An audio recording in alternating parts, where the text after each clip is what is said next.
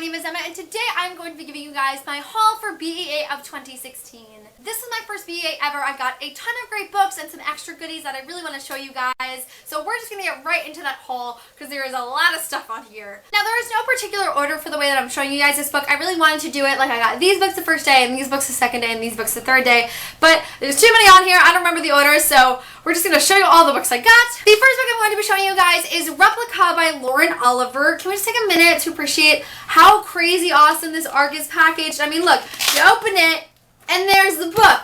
And then you can also open it to the other side, and there's the other side of the book. So Replica is really interesting because halfway through the book about, we have a total switch up point of view telling the same story. So from what I've gathered from other people talking about it and publicists and authors is that you can either read one full book and then read the other, or you can alternate chapters and read chapter 1 of Gemma and chapter 1 of Lyra and chapter 2 of Gemma and chapter 2 of Lyra. It sounds like a super interesting concept alone, so I'm really interested in this book for that. But the plot of this book seems really interesting too. We follow a girl named Gemma who is one half of this book, and her father basically runs an institute that has been getting a lot of backlash lately for running some really crazy experiments that nobody has any idea what they are about. And so on Emma's mission to find out really what her father is hiding, she meets a girl named Lyra, who is one of the girls who are inside of the institute. And basically they team out together to find out what this actual institute is from Gemma's perspective and what is life outside of the institute from Lyra's perspective. It sounds really interesting, high energy, fast-paced, really epic story, and I'm really excited for it. I've only read one Lauren Oliver book previously and I wasn't really satisfied by Panic,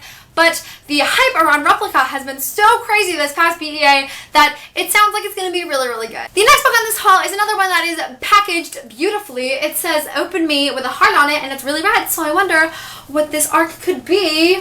It's Heartless by Marissa Meyer. Heartless was definitely one of my most anticipated arcs for BEA. Getting this arc was absolutely crazy. There were only 90 being released the first day when I got it, and they didn't set up a line, so it was just a mass of people, and I was like, I'm gonna lose a limb getting this book. I can't do it. There's too many people. Luckily, I got it, and I met Marissa Meyer. She signed it by saying, "To Emma, off with your head, Marissa Meyer," and so I'm really excited for this book. Long story short, this is basically the tale of how the Red Queen from Alice in Wonderland turns evil. To give you the actual synopsis, it follows a girl named Catherine who is in this world. She really just wants to live a normal life. She wants to be a baker and live with her best friend, but the King of Wards has shown some interest in her, and obviously everyone wants her to be married off to the king. So on the night of the ball where everyone is expecting Catherine to receive the king's proposal, she meets the court joker named Jest, and they instantly fall in love. Not like instantly, but like it's YA. We all know it's insta love. They fall in love and crazy shit happens. So basically they are entering this forbidden romance as Catherine is being pursued by the King of Hearts, and it just sounds like it's gonna have a really heartbreaking end because obviously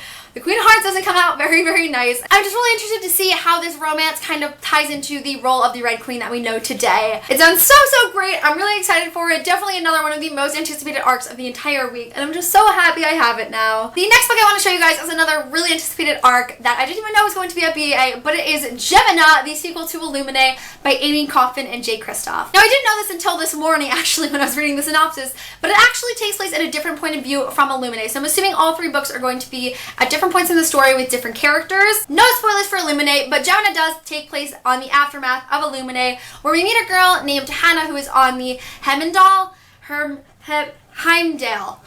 ship. I don't really want to say more about this because I really don't want to spoil Illuminae. If you haven't read Illuminae, you better read Illuminae. But Gemina just sounds so awesome. I love the cover, and I'm just so excited to dive back into this world and dive back into this book with all of these cool emails and photos and just everything I loved about Illuminae. I'm really excited to see it in a new point of view from Gemina. So on the first end of BEA, I actually went out to dinner with Silvera, his publicist Meredith, and a bunch of other booktubers that I loved. At the end of the dinner, after all of the good food and good conversation, Meredith brought out a couple of books that are being published this year from Soho Teen that I'm really excited to show you guys. The first of those books being It Wasn't Always Like This by Prebel.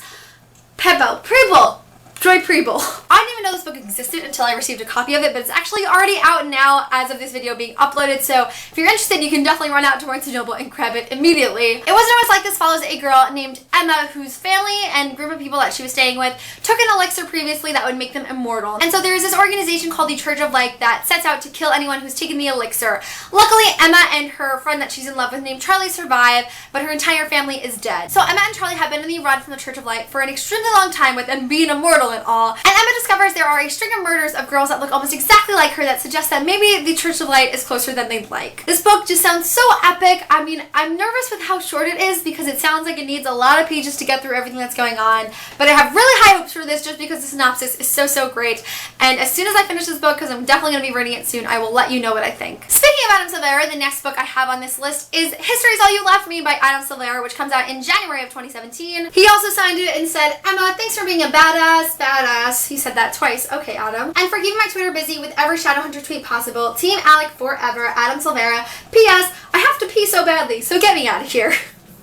I love this man. History's All You've Left Me. It follows a boy named Griffin whose childhood love has recently died and he's feeling really depressed. He has OCD that just keeps getting worse and worse and worse. So a grief-stricken Griffin goes off on this journey to find Theo's boyfriend before he died in college, and they kind of have this unlikely friendship that reveals in both of their griefs of being in love with the same person. It sounds really intense. I think it's gonna be more happy than not, where I'm just gonna cry and like there's not gonna be a happy moment in this book, but it sounds really great. I'm so excited to read it, and I really would implore you all to pick up More Happy Than Not and then History's All You Left Me once it's out. The next book on this list is The Sun Is Also a Star by Nicola Yoon. I haven't read Nicola Yoon's Everything, but I really wanted to. I love this cover so much. Look at it. I heard that they actually had to do all of the string work properly and then they put it onto a camera and like put it onto a computer. So just the effort that went into this cover is amazing in itself. The Sun Is Also a Star sounds really interesting. It's all about this girl named Natasha whose family is about to be deported back to Jamaica from New York City when she meets a boy named Daniel who's going through his own kind of thing. Daniel is the good student, the good son, but he's never been able to pursue any of the dreams that he really wanted to. He feels like he's kind of living this false life until he meets Natasha on the day that she's being deported. So I'm assuming it's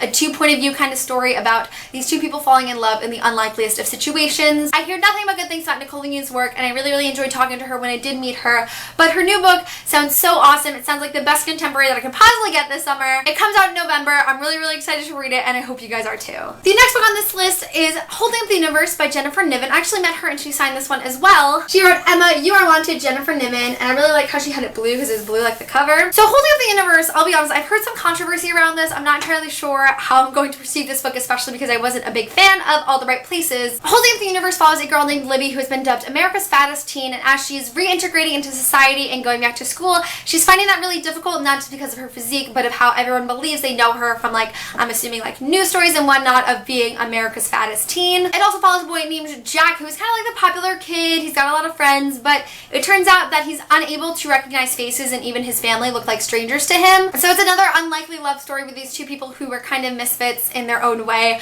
find each other and find hope and love through each other, and I definitely have higher hopes for this one than All the Right Places, but I'm going into it pretty neutral. I know it's super anticipated, and I'm definitely interested to see what holds true in this book. The next book on this list is another one that was highly anticipated for me, which was Furthermore by Tahereh Mafi. It says, Emma, read on Tahereh Mafi. I love her handwriting. She's so cute. Oh my god, I love Tahereh Mafi so much. Furthermore follows a girl named Alexis whose father has gone missing, and she has to delve into the world of Furthermore to find him. So in this world of Furthermore, basically not everything is what it seems. Up is down, paper is alive, left is right and wrong. It just sounds like a really crazy, confusing world that this girl Alexis is going to go through, and I love the cover. I'm really interested to see what this book holds, and it was another one of my most anticipated books to get from BEA. The next book on this list is The Edge of Everything by Jeff Giles. This book follows a girl named Zoe whose father has recently died, and they're in the middle of this gigantic blizzard where her brother is dying in a cabin. And so Zoe and her brother are rescued by a boy named X. And so I feel X is kind of like the stereotypical brooding hero. He never really knew love. He's only known misery and hate and pain. And so really what I can gather from this is that Zoe and X team up together to escape this blizzard and escape the world they're in. It sounds like a really cool concept. I'm definitely interested to see where it goes. And I wasn't really planning on getting this book. I was kind of just handed it with another arc.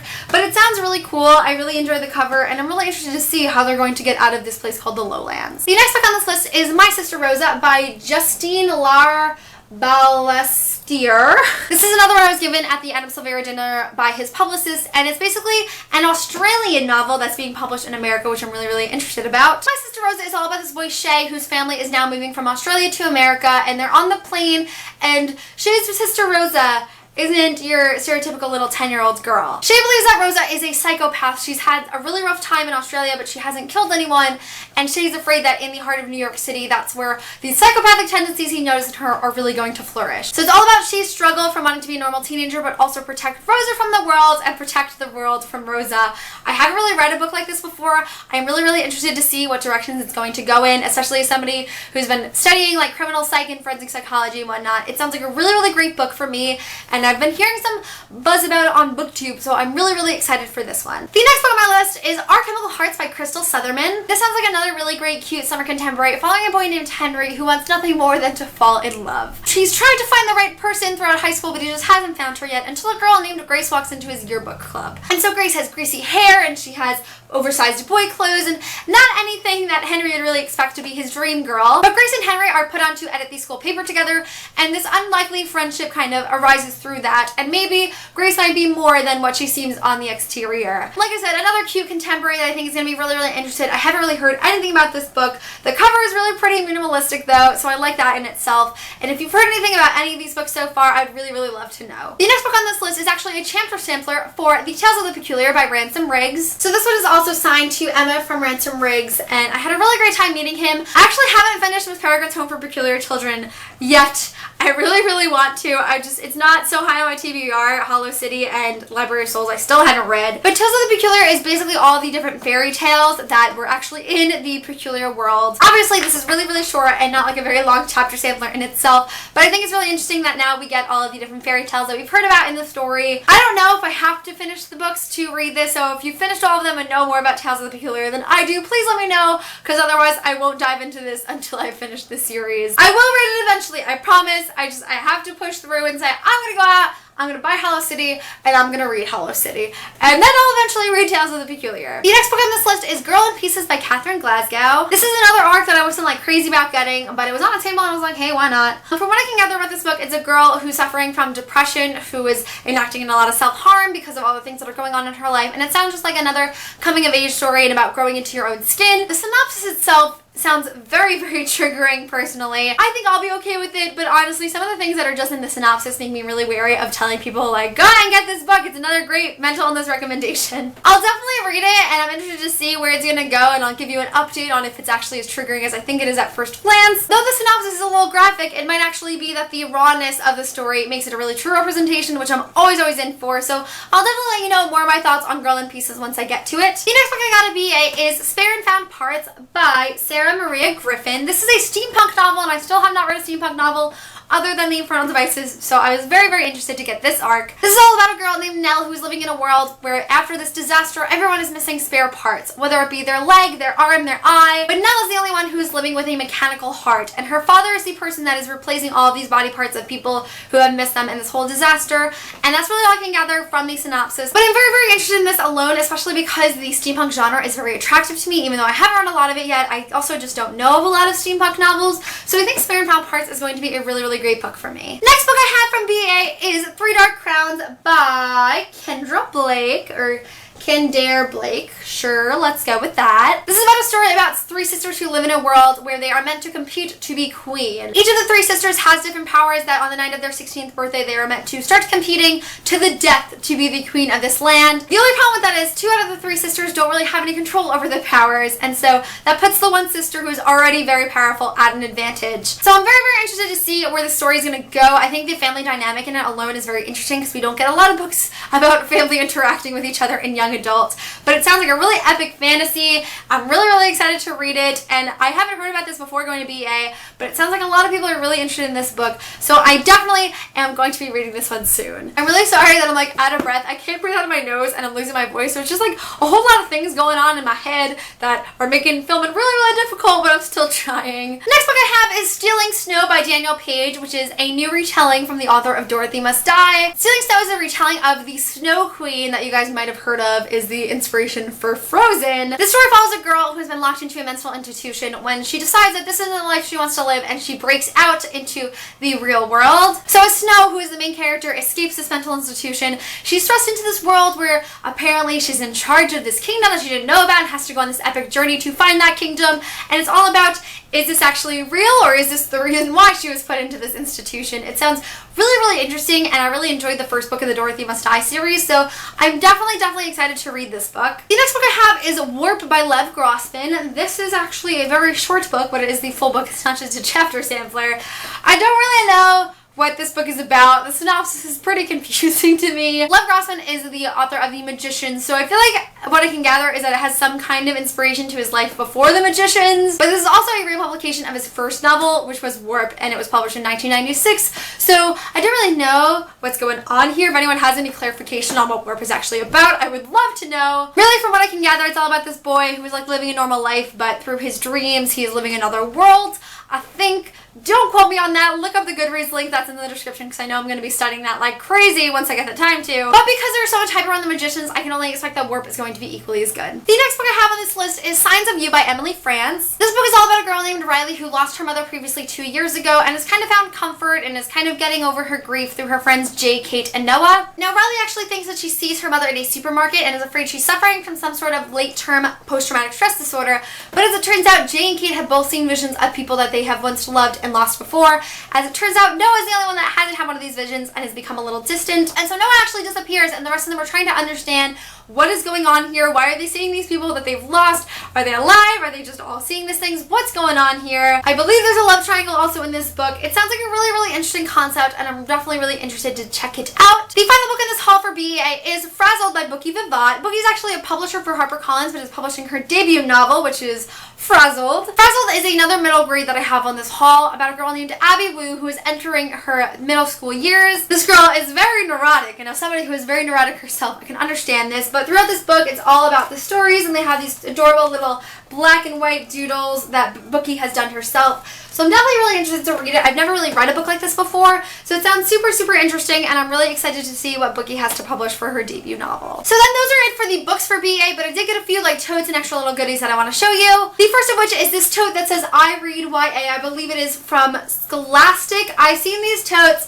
everywhere. They're always at book conventions and I've been wanting one since BookCon of 2014, I think, but I'm glad I finally got it. The next tote I got is actually an Epic Reads tote because they always have the best totes, and this one on the front it says a book shimmy, which is like their tagline thing. If you follow their YouTube channel, you probably know what a book shimmy is. And then on the back they have all of these new titles being released by them, so like Replica, Walk on Earth a Stranger, Yellow Brick War, Frost Like Night, Glass Sword, The Female of Species, A Thousandth Floor, The Crown, Escape from Asylum, The Black Key, The Outliers, Three Dark Crowns, and Unraveled, and that has the Epic Reads logo at the bottom. The last tote I have is this one from First in Line.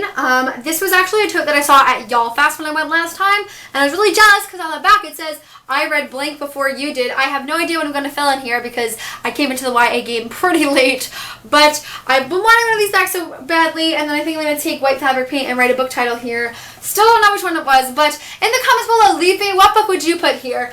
You read what? What did you read before me? I would love to know. Then while I was also at the Scholastic booth, I got a few Harry Potter things, so I got this little shiny little postcard thingy for Harry Potter and the Chamber of Secrecy illustrated edition, and on the back it has this picture of Fox. I'm so excited for this illustrated edition. I cannot wait to read it, and oh my god, I'm just so excited for it. And then I also have this bookmark for Harry Potter and the Cursed Child, which is another book that I'm so excited for. So much Harry Potter stuff happening and I just can't contain my excitement. Then I went to the Simon & Schuster booth, which I got these Mortal Instruments rune tattoos. I've been needing some rune tattoos, so I'm super excited that I have a couple more. At that same booth, I also got a poster for Shadowhunters. It has all of Cassandra Clare's new covers here. I don't know if you can see it yet. I hope you can see it when it's in this position, but I haven't even actually looked at it myself open.